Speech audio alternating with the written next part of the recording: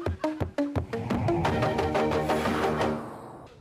Indigenous Land and Sea Act is still being drafted without much progress. Some academics suggest a set of rules be worked out and issued an executive order to govern the traditional territory of the indigenous peoples. Some legislators agree.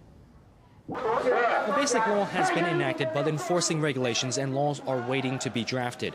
In addition, related legislation such as the National Park Law, Forestry Law, and Wildlife Conservation Law are yet to be amended. Some academics suggest the government to design a set of regulations governing the indigenous territories and issue it as an executive order. What is the legal base of authority of the Council of Indigenous Peoples? I think it's clearly the Indigenous Peoples Basic Law. The government should acknowledge the Indigenous peoples' rights to land and natural resources. Legal base for authorization is there. Based on the Basic Law, a set of rules governing the Indigenous peoples' traditional territories can be worked out.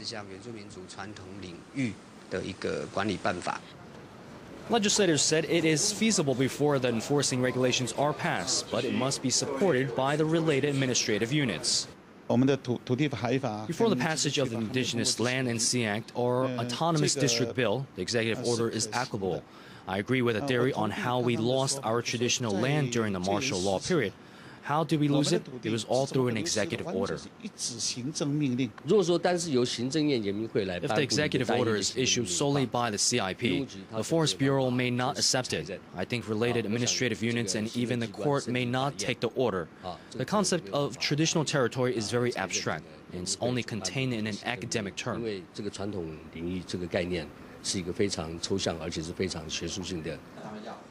Legislators agree an executive order on the ways to govern traditional indigenous territories can be applied in an interim period before related laws are enacted. However, it should not be the final solution.